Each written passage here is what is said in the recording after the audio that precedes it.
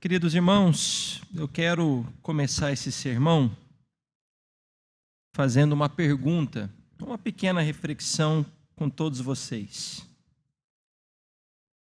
Já houve um momento na sua vida em que você, pela graça de Deus, você se esforçou ou estava se esforçando bastante diante de Deus, em que você estava tendo uma vida de oração fervorosa, você estava se dedicando à igreja, você estava talvez até naquele período tirando alguns dias de consagração no que diz respeito ao jejum, uma vida de leitura bíblica, enfim, você estava na vontade de Deus, você estava se deleitando em fazer a vontade de Deus. Mas que mesmo fazendo tudo isso, orando, lendo, jejuando, tendo compromisso com a igreja, se apartando do mal, fugindo da aparência do mal,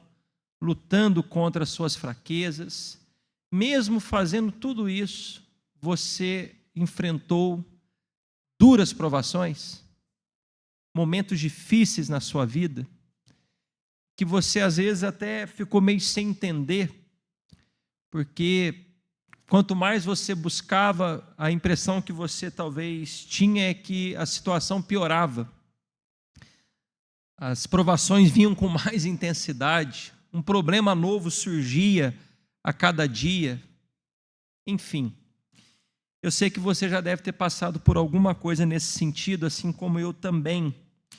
E hoje eu quero ver com vocês uma passagem em que os discípulos estavam com Jesus, também estavam num momento maravilhoso com Cristo, seguindo Jesus, abrindo mão de muitas coisas para estar com Cristo, e que num dia maravilhoso, depois de muito aprendizado, de ouvir ensinamentos gloriosos que Jesus havia passado, eles então obedeceram uma ordem de Jesus. Jesus mandou eles ir para um lugar e eles foram. Só que no meio do caminho, eles enfrentaram a pior tempestade da vida deles. Um momento de extrema provação, a ponto deles quase morrerem, quase perecerem. Eu queria ver esse texto com vocês, Marcos, capítulo 4, do verso 35 ao verso 41. Vamos ver esse momento. Vamos ver a atitude desses discípulos e o que o Senhor Jesus fez por eles. Esse milagre aqui, essa manifestação do poder de Jesus, está registrado nos evangelhos sinóticos, Mateus, Marcos e Lucas.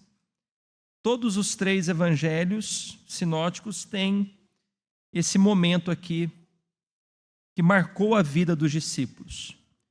Diz assim, Marcos 4,35, naquele dia, sendo já tarde, veja bem, eles passaram o dia todo com Jesus, aos pés de Cristo, ouvindo ensinamentos, parábolas. Então, sendo já tarde, Jesus disse aos discípulos, vamos passar para outra margem.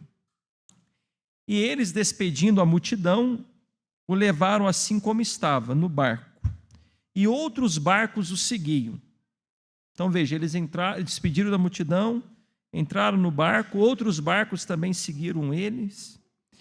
Verso 37, ora, levantou-se grande temporal de vento, e as ondas se arremessavam contra o barco, de modo que o mesmo já estava se enchendo de água.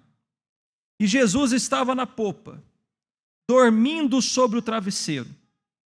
Os discípulos o acordaram e lhe disseram, mestre, o Senhor não se importa que pereçamos?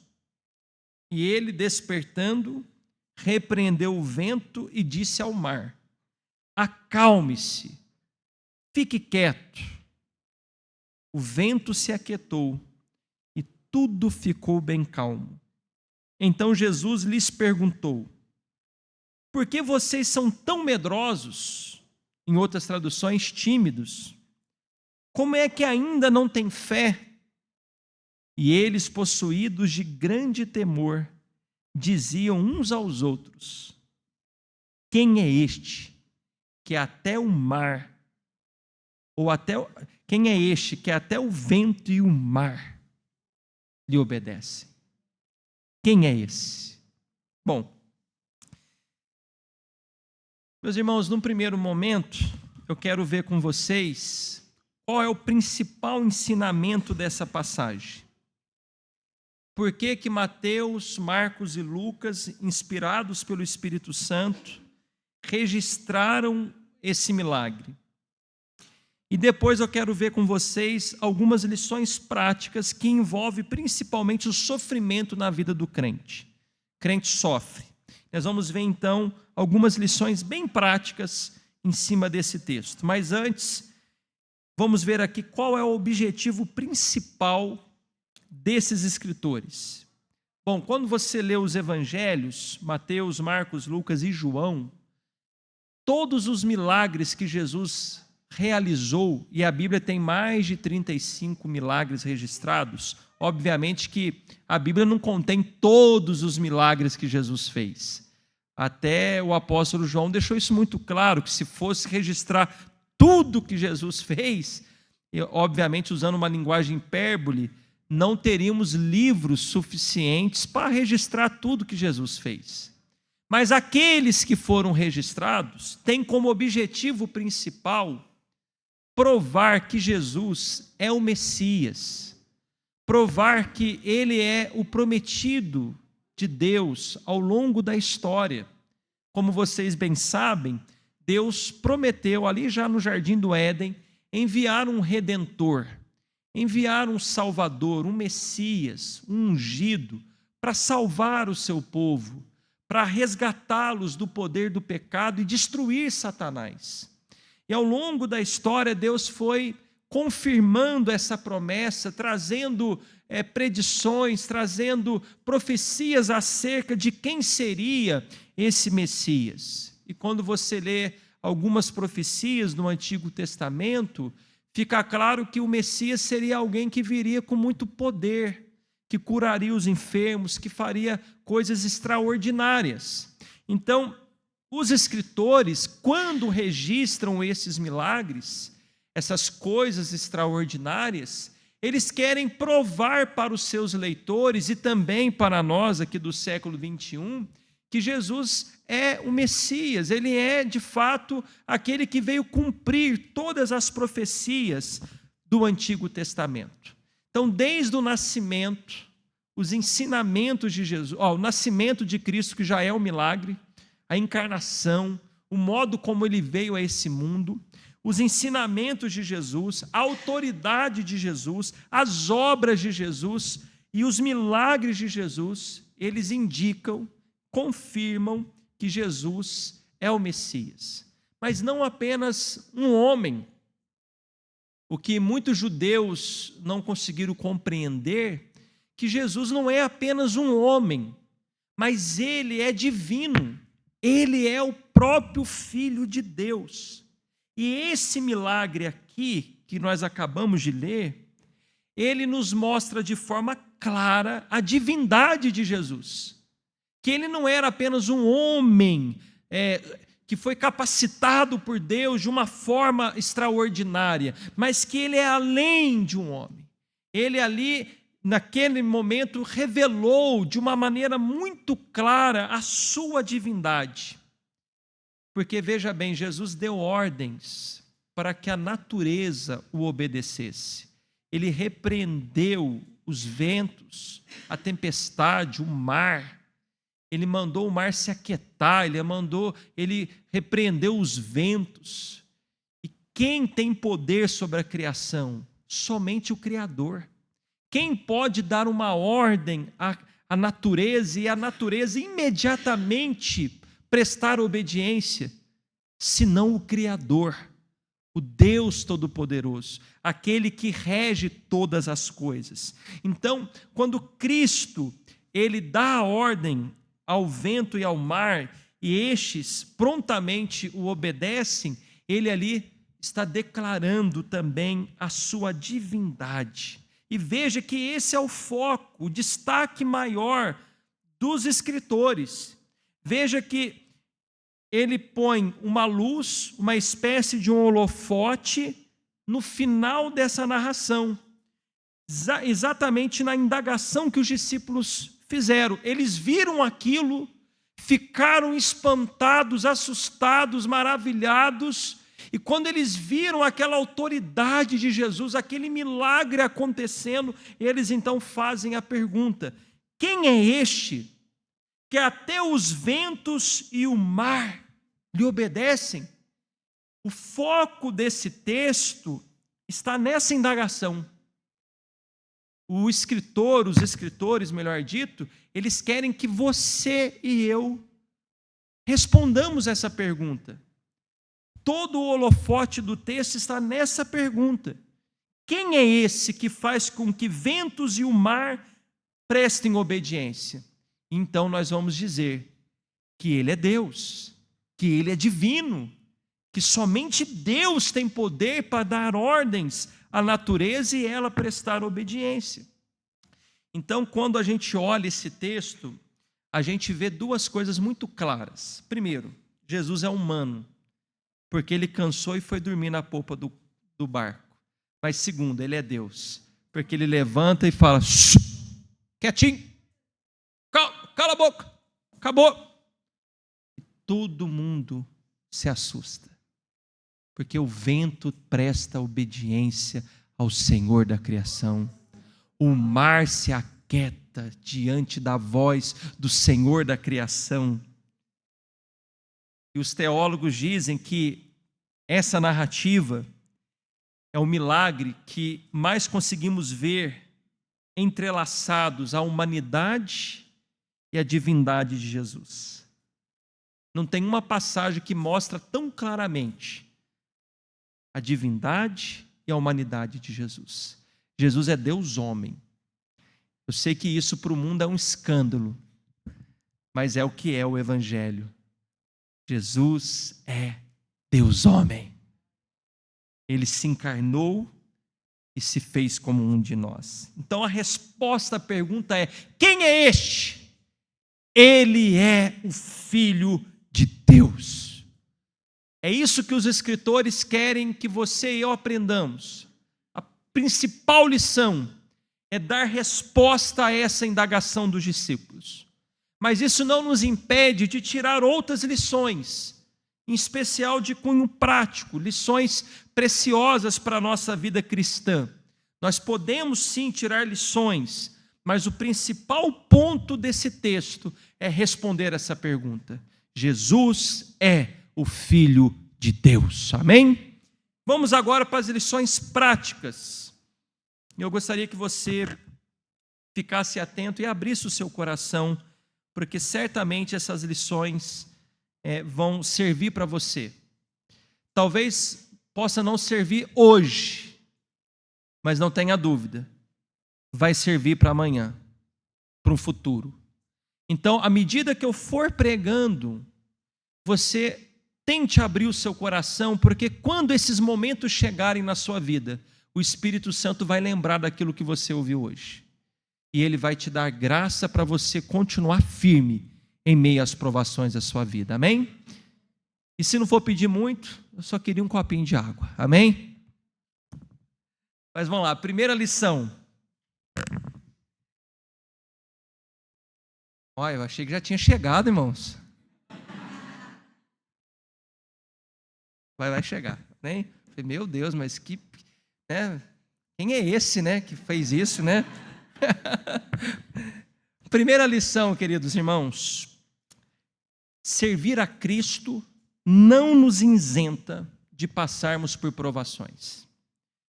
Veja, irmãos, eu disse a vocês que os discípulos passaram um dia todo com Jesus. Na verdade, os discípulos já haviam abandonado tudo. Obrigado, pastor, Deus abençoe.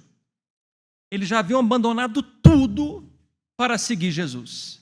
Mas esse dia especificamente Foi um dia maravilhoso, um dia em que Jesus ensinou por parábolas, um dia em que Jesus se dedicou a dar aos seus discípulos e até às multidões o entendimento do reino de Deus, do céu, enfim, do evangelho. E mesmo os discípulos ali aos pés de Cristo, servindo a Jesus, eles não foram poupados, blindados de passar por aquela grande tempestade. E isso então é uma lição séria. Você que é um cristão, se você aprendeu aquele maldito evangelho da prosperidade, em que se você for servo de Deus, você não vai passar por provações, você não vai passar por dificuldades, Deus vai blindar você, tudo vai dar certo, que é só vitória, esqueça disso. Está aqui um exemplo claro, que seguir a Jesus não nos isenta de passarmos por provações. Certamente você, como um cristão, vai enfrentar momentos difíceis, como qualquer outra pessoa, como qualquer outra situação que um não crente também enfrenta. Mas nesse momento de provações, os discípulos aprenderam uma lição prática. Eles haviam aprendido lições teóricas, eles ouviram muito a respeito do reino, mas agora eles vão ter um aprendizado ali na experiência da prática. Eles vão confiar em Jesus de um modo agora prático, eles vão aprender quem é Jesus de uma maneira experiencial, eles vão ver com seus olhos, eles vão sentir, que é diferente de ouvir. Então eles vão passar por uma provação, mas Deus, em sua soberania, vai fazer com que aquele momento difícil se torne uma grande lição, se torne uma grande experiência para os seus discípulos. Então, o crente passa por provações, seja ele adulto, idoso, seja ele um jovem, um adolescente, nós todos enfrentamos tempestades. Segunda lição: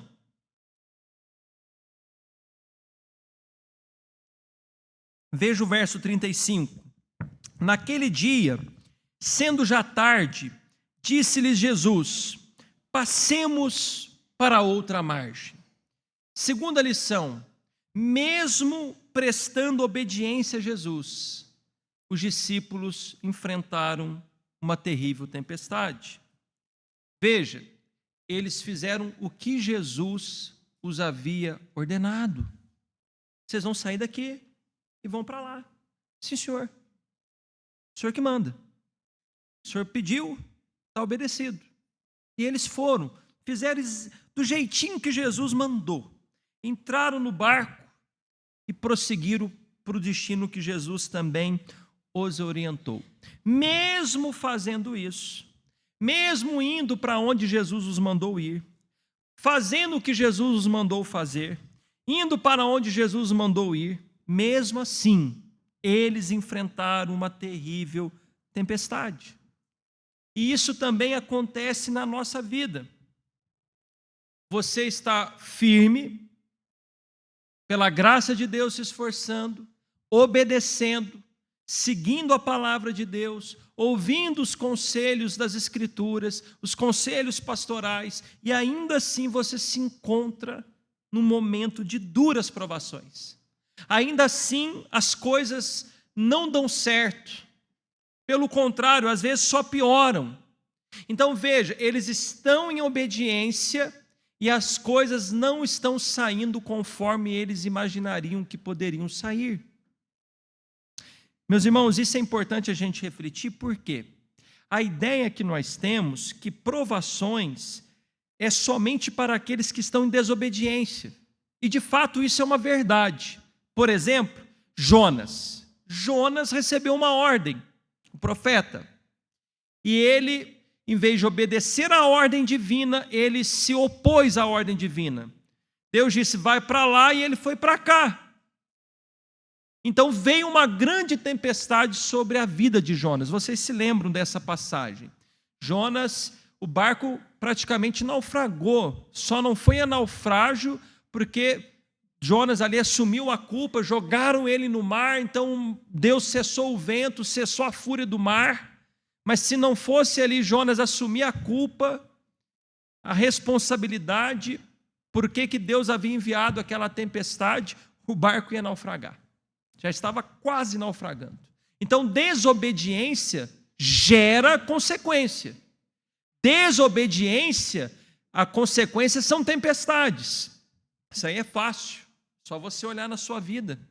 Quando você e eu queremos andar do nosso jeito, quando a gente quer fazer a nossa vontade, consequências certamente já vieram.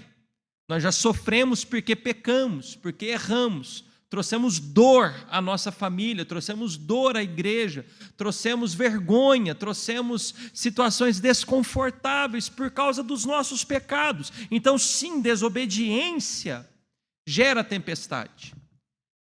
E a ideia que predomina é que obediência jamais vai gerar uma tempestade. A ideia é, bom, se eu estou obedecendo, tudo vai dar certo. Minha vida vai ser só vitória. Bom, não é bem assim.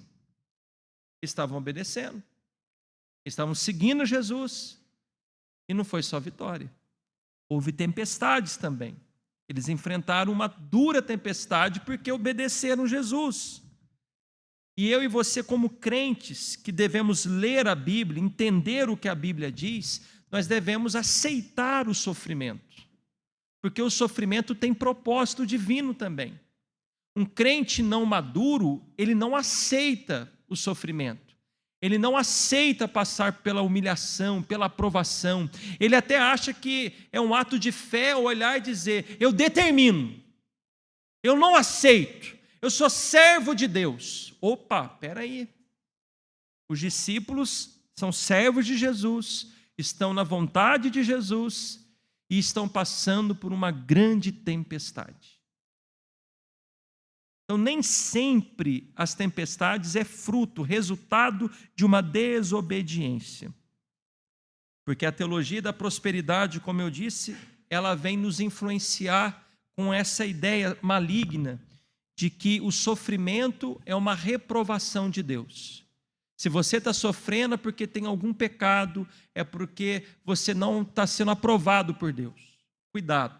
Repito, desobediência gera consequências, mas nem sempre o sofrimento é fruto de uma desobediência.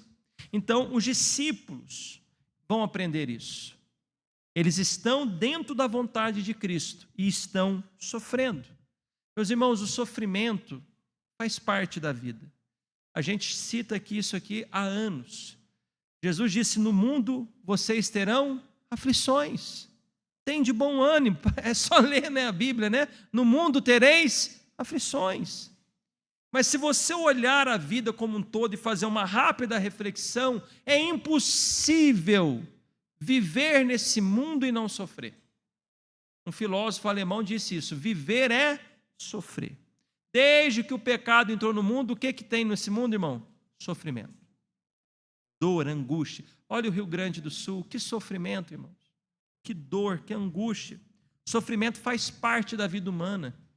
Rico sofre, pobre sofre, idosos sofrem, mas crianças sofrem, adolescentes, jovens, doutores, pessoas que nunca estudaram. O sofrimento é para todos, crentes e ateus. Então, o sofrimento faz parte, mesmo de um crente que esteja vivendo dentro da vontade de Deus. E eu vou dizer uma coisa a mais. Se você ler os evangelhos, você vai ver que por causa da nossa fé, por causa da nossa fidelidade a Jesus, nós sofreremos ainda mais. O que Jesus deixou claro? Vocês serão odiados por causa do meu nome. Vocês serão perseguidos por causa do meu nome. Vão dizer mal de vocês, vão mentir sobre vocês por causa do meu nome. Vou dizer mais, vocês serão presos por causa do meu nome. Mais um pouquinho, vocês serão mortos por causa de mim. Você está vendo como que ser cristão, às vezes, é trazer mais sofrimento? E que não tem isso de nos poupar do sofrimento? o que sempre teremos no meio do sofrimento é a certeza de que Ele estará conosco. Isso sim, Ele sempre vai estar conosco, nos dando forças, nos consolando, nos dando direção, enxugando as nossas lágrimas, trazendo paz em meio à dor, trazendo esperança, trazendo segurança. Mas não significa que seremos poupados do sofrimento, seremos poupados da dor. Os discípulos experimentaram isso. Pode ser que, o texto não diz, tá? Pode ser que um deles olhou um por outro e disse: mas mandou a gente vir para cá, agora está tempestade, meu Deus, o que mandou nós vir, né? É só obedecemos. Estamos aqui quase se matando, morrendo, o homem está dormindo na popa do barco, descansando. Por que isso? E a gente entra nos nossos questionamentos. Mas há uma outra lição. Se você olhar o texto, provavelmente essa tempestade foi no meio da viagem. Por quê? Porque Jesus está na popa do barco dormindo. Você concorda comigo que entrar no barco, deitar e dormir, deve ter levado um tempinho? Não foi logo assim no início da viagem. Algum tempinho Jesus teve que ter para descansar ali, para cair no sono. Uma coisa que eu aprendo também aqui, que ensinar cansa, né? Porque ele ensinou o dia inteiro e entrou no barco, tempestade caindo, e Jesus estava o quê? Dormindo. Mas tem uma outra razão, porque ele está dormindo, né? Quem confia em Deus tem paz. Mas veja que ele está exausto. Pregou, ensinou, a mente mexe muito. Há um cansaço mental enorme. Jesus está dormindo, os discípulos gritando, e Jesus está descansando. Mas veja que essa tempestade provavelmente foi no meio da viagem. Então, até o meio da viagem estava tudo indo muito bem. Até que o texto diz que se levantou um grande temporal de vento. Ou seja, quando eles saíram de onde estavam, não indicava esse temporal. Provavelmente o tempo estava estável, mas ao partir para o outro lado, para outra região, veio uma tempestade inesperada. Quando você vai ler os estudiosos, os comentaristas, eles vão dizer que a região desse lago onde aconteceu esse grande temporal, já era comum ter grandes tempestades e que elas vinham mesmo de forma inesperada. Está tudo bem, o clima está maravilhoso, de uma hora para outra, de uns minutos, tudo muda, uma tempestade vem e pega todo mundo de surpresa, arrasta barco, mata pessoas. É assim o lago. Bom, o que a gente aprende com isso? Que as tempestades da nossa vida também são imprevisíveis. Existem situações que acontecem na nossa vida que a gente não está esperando. Tem coisas que acontecem na sua vida que você já meio que está esperando.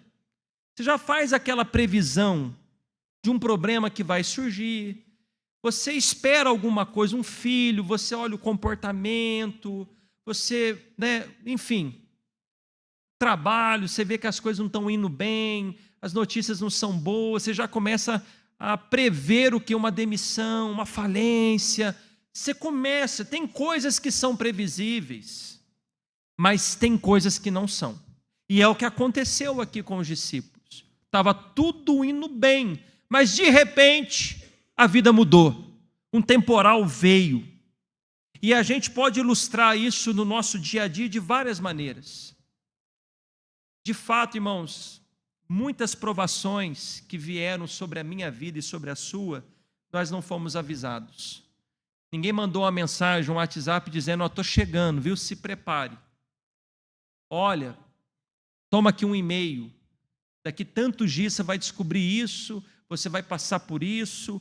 Olha, não, a gente nunca é avisado. Tem situações que a gente é pego de surpresa, inesperadamente. Por exemplo, sabe aquele dia que está tudo bem, você acorda animado, feliz, você vai para o seu emprego, torce o pé, cai, quebra um braço, ou bate a cabeça, sofre um acidente, compromete um membro do corpo, enfim, a sua vida muda drasticamente. Você tinha tudo projetado para aquela semana, mas uma coisa inesperada aconteceu e toda a sua agenda vai ser alterada. Talvez em algumas situações muda a vida toda, para sempre. Ou um dia em que você recebe uma ligação, um WhatsApp de alguém com uma notícia desesperadora. Uma notícia que você, em hipótese alguma, esperava naquele dia. A morte de alguém que você tanto ama. Alguém que estava bem, com vigor. Alguém que não apresentava nenhum sinal de enfermidade. Jovem às vezes, mas que dormiu e não acordou. Passou mal e morreu. Se acidentou. Uma vida foi ceifada. Um parente que você ama, um amigo de infância que você perde. Irmãos, nós somos sujeitos a tudo isso. Um exame de rotina que você vai todo ano e você descobre uma doença terrível, ou uma doença incurável, que abala você, que abala a sua família. Nós somos sujeitos. Um divórcio traumático. Você achou que o casamento estava tudo indo bem, mas de um dia para o outro um cônjuge vira e diz: eu não quero mais, quero o divórcio, acabou. E isso abala a sua vida, abala os filhos. Um desemprego também inesperado, como eu disse, tem desemprego que a gente já está imaginando. Mas existem desempregos que você não entende o porquê foi mandado embora. Estava tudo bem. Você se dedicou, louvou a Deus com as suas atitudes no trabalho, você era empenhado, você dava bom testemunho, mas não deu certo. Chegou a notícia. Compareça aqui ao RH. E talvez você foi até naquela expectativa, aumento. E chegou lá, era o quê? Demissão. Uma crise emocional. A gente vive muito isso, não é verdade, irmãos? Você está bem, de um dia para o outro você tem uma crise que você nunca teve, uma crise emocional, te dá uma angústia, um choro, você não consegue dormir, você tem angústias, você vai para o hospital e lá você descobre que você está com crise de ansiedade, que você vai precisar agora de um tratamento, de um psicólogo, de um psiquiatra, você precisa gastar dinheiro, você não sabe de onde vem isso. Inesperadamente, uma crise. Aquela amizade que você levou anos para construí-la, uma amizade marcada por amor, carinho, serviço, dedicação, de um dia para o outro. Essa amizade, por um mal entendido, por uma fofoca, é destruída. E você não entende, essa pessoa não quer nem mais conversa com você. Você fica perguntando, mas por quê? Você não aguardava isso, você não previa isso. Um filho que adoece. Quem é pai e mãe sabe o que eu estou dizendo. Um filho que estava correndo com saúde, de um dia para o outro cai de cama, ninguém descobre o que é, o médico não sabe o que é, e vai no médico, vai no outro, nada acontece, uma doença. Ou você tem a triste descoberta de que o seu filho ou alguém da sua família está envolvido com drogas, com vícios. E até então você jamais esperava isso. Você dizia, ou você disse, como assim? Eu nunca percebi nada. Estava dentro de casa. Nunca passou pela minha mente. Como assim o meu filho? A minha filha não. As tempestades vêm de um dia para o outro. Uma decepção com uma pessoa que você tanto ama. Enfim, as tempestades, irmãos, elas acontecem de uma hora para outra, sem a mínima chance de a gente prevê-las. E isso nos deixa profundamente abalados, inquietos. É verdade ou não é? Os discípulos estavam num dia maravilhoso, ó. Que palavra de Jesus, hein? Que ensinamento. Mestre, o Senhor é maravilhoso. Glórias ao Senhor pela sua vida, Mestre Jesus, que até então estavam entendendo quem era Jesus, né? Jesus fala, vamos para o outro lado, vamos lá, vamos, com certeza. O que o Senhor falar, nós vamos obedecer. O Senhor é o Messias, o Senhor veio para nos redimir. Vamos sim. De um dia para o outro, no momento para o outro, vem a tempestade.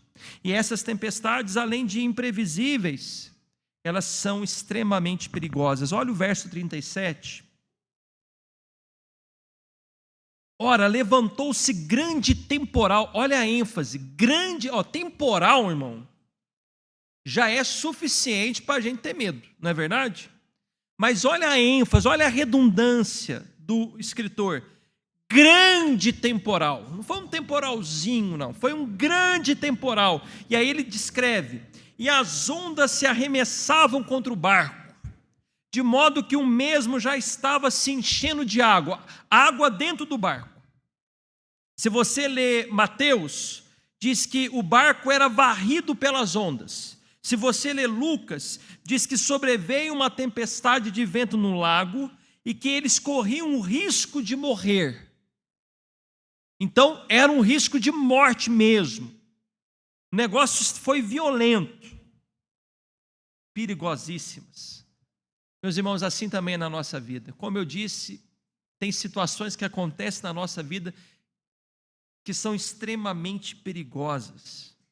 Coisas que nos dão medo de verdade, que o coração aperta, que a alma fica angustiada, que você diz, e agora, Deus? Eu não acredito nisso. Que situação difícil. Nos coloca no chão. A gente não vê saída, de tamanha é a intensidade daquela provação. Mas olha uma outra lição. Existem provações que vão muito além da nossa capacidade. Aqui eu já estou indo, já partindo do meio para o fim desse sermão. Veja, irmãos, aonde aconteceu essa provação? No lago. Vocês sabem que os discípulos, irmãos, estão prestando atenção, irmãos? Que os discípulos, a maioria deles, eram pescadores, profissionais, peritos na área, homens experientes. Possivelmente, esses discípulos, os pescadores, já haviam tido uma experiência naquele lago.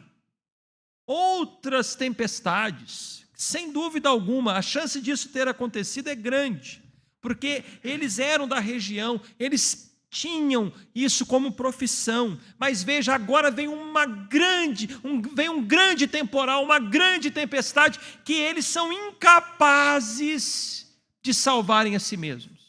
Eles foram provados na área em que eles eram bons, na área em que eles poderiam fazer alguma coisa por eles, e de fato foi o que eles tentaram. Eles foram aqui, foram ali, levantou vela, fizeram de tudo, a ponto de nada dar certo. Quando nada deu certo, aí eles foram procurar Jesus. O que eu quero dizer com isso, irmãos? Que existem provações na nossa vida, que Deus pode nos provar exatamente naquilo que nós achamos que somos bons, naquilo que nós temos experiência, naquilo que nós achamos que pela nossa capacidade a gente consegue resolver. Então Deus faz com que a gente se torne mais humildes e sempre se lembre que tudo o que temos e somos vem dele. Que não é apenas esforço nosso, que não é apenas capacidade nossa, mas que é a bênção dele que nos faz prosseguir, é a bênção dele que nos faz ir longe. Então Deus nos prova naquilo para trabalhar no nosso ego, no nosso orgulho, e para que possamos depender dele tão somente, para que a gente tire a confiança de nós mesmos, em nós mesmos, para parar de confiar em si próprio e passar a apenas confiar em Deus. Com certeza os discípulos fizeram de tudo para contornar aquela tempestade. Mas quanto mais eles faziam, mais o problema aumentava, mais a dificuldade se alastrava, deixando com que eles se tornassem impotentes, sem condições de vencer aquela tempestade. Então, eles não tiveram outra alternativa. Esgotado as possibilidades, eles foram até Jesus. Quando os recursos se esgotaram, eles foram clamar a Jesus. Verso 38. Jesus estava na popa. Fazendo o quê, irmãos? Dormindo sobre o travesseiro. Os discípulos o acordaram e lhe disseram: Mestre, o Senhor não se importa que pereçamos. Em outras palavras, vamos tudo morrer. O Senhor está aí dormindo. O Senhor não se importa com a gente, não? O Senhor não está ligando para a nossa situação? O Senhor está indiferente com o que a gente está passando? Veja, eles foram até Jesus. Eles foram clamar. Veja que eles não fizeram um pedido. Eles foram fazer um questionamento. Eles foram perguntar, foram indagar. Mas eles foram até Jesus. Infelizmente, olhe para mim, isso acontece muito na nossa vida. A gente primeiro tenta de tudo. A gente vai atrás de um conhecido para tentar abrir uma porta, a gente vai atrás de alguém, a gente vai fazendo de tudo. Quando tudo já foi feito e nada resolveu, a gente vai fazer o quê, irmãos? Clamar a Jesus. Aí a gente lembra: eu sou crente. Tinha esquecido, rapaz. Nossa, é verdade. Eu sirvo o Deus dos céus. Já sei. Vou orar. A nossa tendência é isso. É trabalhar demais. É confiar em si próprio. E se esquecer de que todo o poder vem do alto. A gente é assim. E os discípulos foram lá incomodar Jesus, foram lá clamar: Senhor, o Senhor não se importa com a gente? Irmãos, e que pergunta, hein? E que pergunta? Essa é uma pergunta de todo crente. No meio das suas provas, no meio das suas dores, das suas enfermidades, das suas angústias, das suas decepções, a gente faz isso. Senhor, o Senhor não se importa comigo? Senhor, o Senhor não está vendo o que eu estou passando no meu casamento? O Senhor não está vendo o que eu estou passando com meus filhos? O Senhor não está vendo o que eu estou passando financeiramente? O Senhor não está vendo a minha dor, a minha angústia, a minha tristeza? O Senhor está indiferente? O Senhor não se importa comigo? É assim, geralmente o crente, quando ele ora, quando ele busca a Deus e a resposta não vem, a gente vai até Deus com esses questionamentos. A gente quer saber, a gente quer entender por que eu estou orando, por que eu estou jejuando, por que eu estou tentando buscar a Deus e as coisas não acontecem. Quando você vê alguém que você ama, doente, enfermo, e você: Senhor, cura o meu parente, cura o meu amigo. Quando o pai e a mãe olham o filho perdido e dizendo: Senhor, liberta o meu filho, salva o meu filho. Quando você vê alguém que você ama na depressão e você ora, mas nada acontece, às vezes até piora, a gente tende a perguntar, a questionar: o Senhor não importa? O Senhor não está me ouvindo? A impressão que a gente tem é que o céu fica de bronze. A impressão que nós temos é que Deus está com seus ouvidos tampados e que está indiferente à nossa súplica. Os discípulos estão aqui. Eles querem entender por que Jesus está inerte, em silêncio. Por quê? Porque, Senhor, o Senhor está aqui parado, dormindo, enquanto a gente está sofrendo. Talvez eles pensaram que o silêncio de Jesus é porque ele estava indiferente. Meus irmãos, quando nós oramos e aparentemente a gente não vê nada acontecendo, nunca vai ser porque Deus está indiferente conosco. Nunca vai ser porque Deus está com os ouvidos tampados. Nunca vai ser porque Deus não nos ama. É que até no silêncio de Deus, Deus está trabalhando em nós. Deus está trabalhando em nós e também por nós. Deus está nos lapidando. Deus está esculpindo em nós a imagem de Cristo. Deus está trabalhando em orgulho, ego. Deus está nos tornando pessoas mais parecidas com Jesus. E muitas vezes o silêncio de Deus, o silêncio de Jesus, é porque Ele tem um objetivo maior do que nos livrar daquilo que nós estamos clamando. Mas Ele está, sem dúvida alguma, nos ouvindo. E Deus tem um propósito. Deus não desperdiça sofrimento na vida de um crente. Deus sempre tem propósito na vida de um crente. Deus não vai desperdiçar uma oportunidade de nos lapidar, mas principalmente de se revelar a nós. Sempre Deus vai nos levar para mais perto dele. Por favor, me dá um minutinho a mais a sua atenção. Quantos cultos que você veio aqui, e eu também, que Deus falou com você? Que Deus te chamou para ser um homem mais santo, uma mulher mais piedosa, um homem de mais comunhão com Ele, um homem mais dedicado à obra, uma mulher piedosa, e você sai daqui e está dizendo: oh Deus, o Senhor está falando comigo, eis-me aqui, eu vou fazer, eu vou conhecer mais a palavra, eu vou me tornar uma pessoa mais prazerosa na comunhão, eu vou. Vou no domingo, na segunda, na terça, na quarta, na quinta já não se lembra de mais nada. Deus vai nos chamando, só que a gente vai se endurecendo, a gente vai fazendo do nosso jeito, a gente vai rejeitando aquele chamado, a gente vai endurecendo o nosso coração. Mas o Senhor, Ele começa uma obra, irmãos, e Ele termina, viu? Ele sabe como nos atrair, Ele sabe como nos trazer para perto dEle, Ele sabe nos tornar humildes, quebrantados, dependentes dEle. Então, aqui nós temos esse exemplo. Eles desesperados, indagando Jesus porque ele estava indiferente. Jesus então se levanta, repreende a fúria do vento, a fúria do mar, e houve bonança ainda. Houve bonança.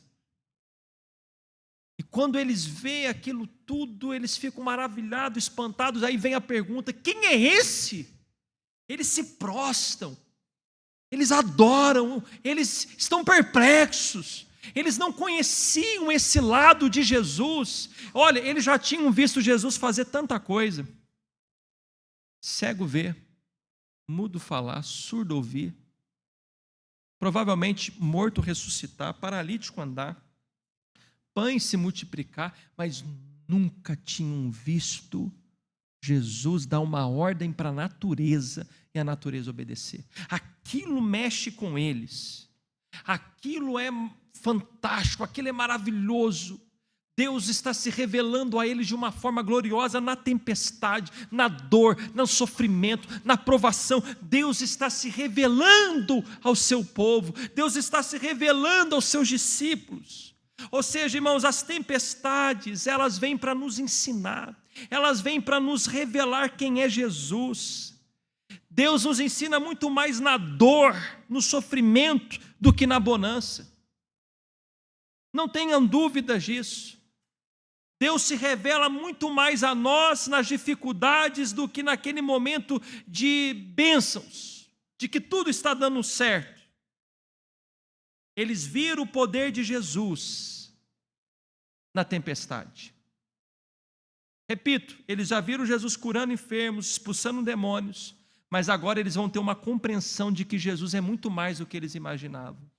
Jesus é o Criador, é o Senhor da criação, e isso mexe com eles. A falta de fé e o medo deles é porque até aquele momento eles não sabiam com clareza quem é Jesus. Por isso que eles estão tomados de medo. medo de morrer, medo de sucumbir.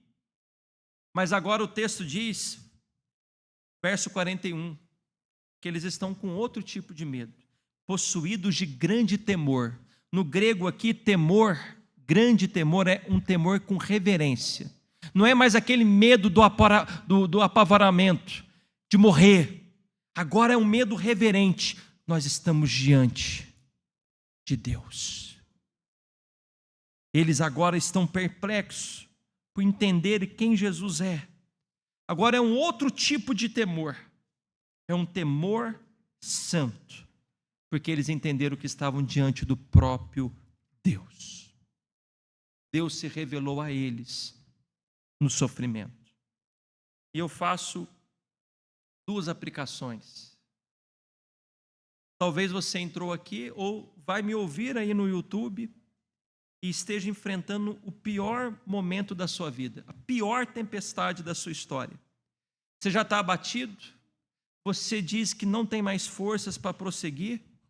Você já fez de tudo? Correu atrás de muitas pessoas, bateu em várias portas, você já orou, jejuou e nada mudou.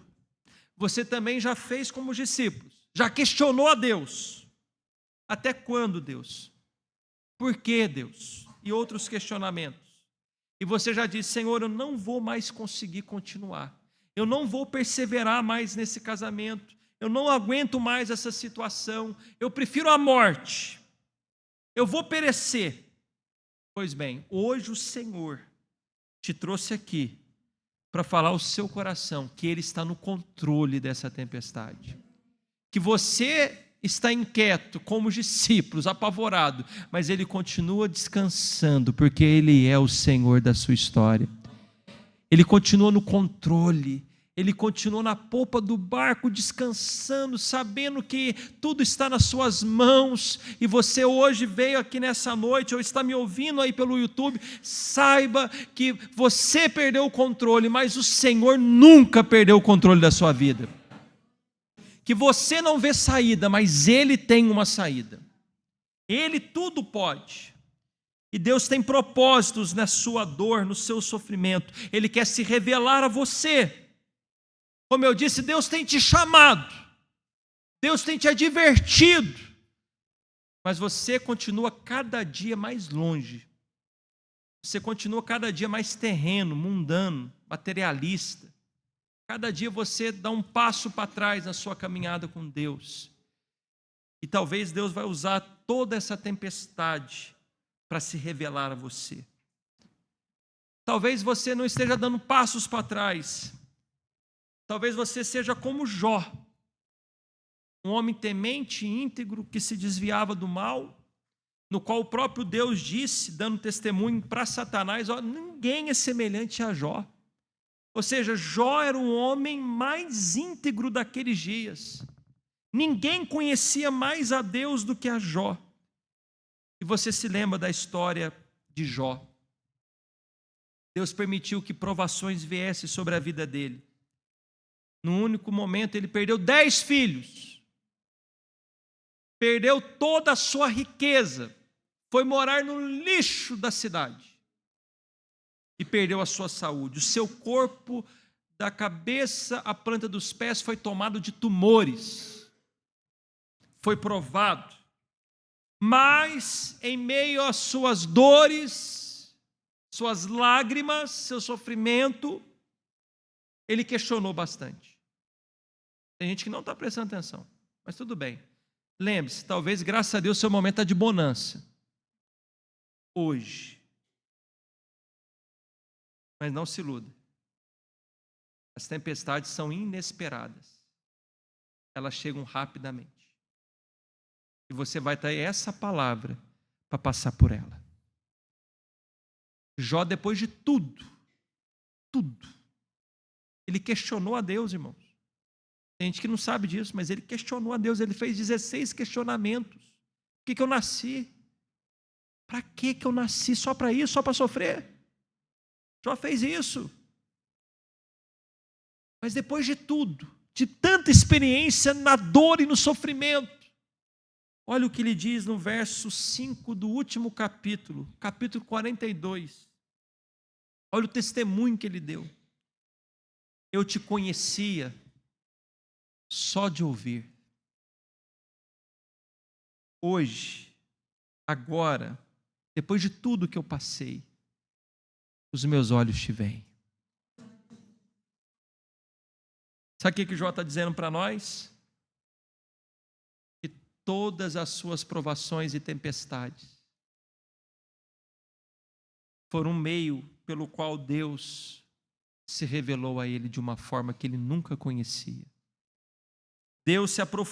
O Jó se aprofundou no seu relacionamento com Deus no meio do seu sofrimento. Deus não desperdiça sofrimento na vida de um crente. Deus se revela ao seu povo através da dor. O salmista também entendeu que foi através das aflições que ele foi abençoado. Salmo 119, verso 71. Veja o que um crente diz: foi bom para mim ter sido afligido. Ah, Senhor, eu te louvo pelas aflições. Foi bom. Foi bom porque ficou rico? Não. Aumentou a riqueza? Não. Foi porque ficou conhecido, famoso, ganhou likes, seguidores? Não. Foi bom ter sido afligido para que eu aprendesse os teus decretos, para que eu aprendesse a tua palavra. E a última aplicação: vá até Jesus, como os discípulos foram. As provações nos fazem ir até Jesus e clamar pela sua ajuda, pedir socorro. E a gente tem que ir com fé até Jesus, confiando que Ele pode nos ajudar, como ajudou os discípulos. Ele ajudou os discípulos. E no final os discípulos, vendo o poder de Jesus, fizeram a pergunta: quem é esse? E eu quero que você, juntamente comigo, traga ao seu coração que no momento da sua dor, nós precisamos ir até Jesus, se lembrando de quem Ele é. E segundo o texto, Ele é o Senhor que tem todo o poder e autoridade no céu e na terra. Lembre-se de quem é Jesus. Ele é o Filho de Deus. Para Ele não existe impossíveis. Ele tudo pode. E Ele peleja pelo seu povo. Ele está a nosso favor.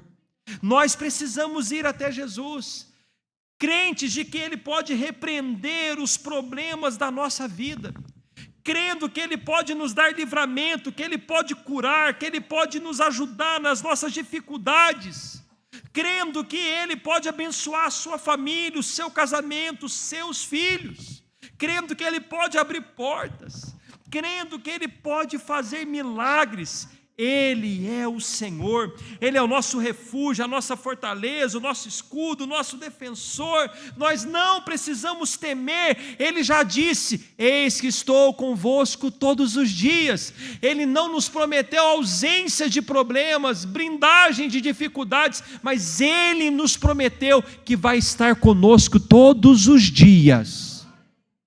E Ele pode sim, pode nos ajudar. Para Ele não há causa perdidas, não há impossíveis. Ele continua salvando pecadores, curando enfermos, levantando caído, fazendo nova todas as coisas. Esse texto nos ensina que a tempestade ajudou os discípulos a aprender a confiar em Jesus. E muitas provações vieram depois na vida desses discípulos. E eles continuaram confiando em Jesus. Jesus acalma a tempestade. Ele acalma a tempestade aí também do seu coração, da sua família. Você crê nisso, irmãos? Vamos orar.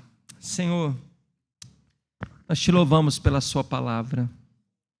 Verdadeiramente, Jesus é o Filho de Deus, que dá ordens à natureza e a natureza obedece. E nós, como discípulos do Senhor, estamos confiando no seu poder, na sua autoridade. E porque confiamos em Ti, o nosso coração precisa descansar.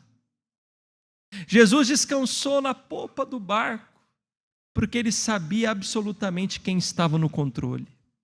Mesmo num turbilhão, numa tempestade daquela, houve descanso, ele conseguiu dormir, porque ele estava confiando em Deus Pai. Ele tinha o pleno domínio da situação. Ajuda o nosso coração, Senhor, a descansar. Ajuda o nosso coração a encontrar paz em meio às aflições. Senhor, socorre o seu povo. Pai, eu não conheço a vida dos meus irmãos. Eu não sei com detalhes da vida deles. Eu conheço muitos aqui, mas não nos detalhes. Não naquilo que eles enfrentam no casamento, com os filhos, no trabalho, as doenças. Mas o Senhor sabe tudo. E eu peço, Senhor, manifeste o seu poder. O poder que pode curar agora, nesse momento, os enfermos. O poder que pode agora tocar nesse cônjuge de coração duro e salvá-lo. O poder que pode libertar esse filho das drogas. O poder do Senhor que pode todas as coisas. Nós confiamos que o Senhor é o mesmo. Como diz a palavra, o Senhor é o mesmo ontem, hoje e eternamente. O Senhor tudo pode. Aumenta a fé do seu povo. Aumenta a fé da igreja. Deus, ajuda-nos a confiar e descansar que as coisas podem sair do nosso controle, mas elas continuam rigorosamente no seu controle, Senhor. E que nada vai acontecer em nossa vida que não tenha permissão do Senhor. Que essa irmã saia daqui, Senhor, com seu coração cheio de paz. Que esse irmão saia daqui confiando que por mais que a tempestade está só piorando, o Senhor continua com ele, e que o Senhor é aquele que o protege, o guarda, e o livra, e o sustenta em meio às suas lutas. Se revela ao seu povo, Senhor. Não nos permita sair das tempestades da mesma forma que entramos. Ajuda-nos a ser mais crentes, ajuda-nos a conhecer mais o Senhor, a reverenciarmos, a temer mais o Senhor depois das tempestades. Ajuda-nos a amar mais a Ti depois das tempestades. Faz a Tua obra em nós. Usa todas as coisas necessárias para nos lapidar, porque o nosso coração é duro. A gente ouve a Tua voz e a gente continua duro, mas o Senhor é aquele que sabe quebrantar um coração duro. Faz o Teu querer, usa as tempestades da vida se for necessário, mas completa a Tua obra em nós. Em nome de Jesus. Amém. Quantos podem glorificar o Senhor, irmãos?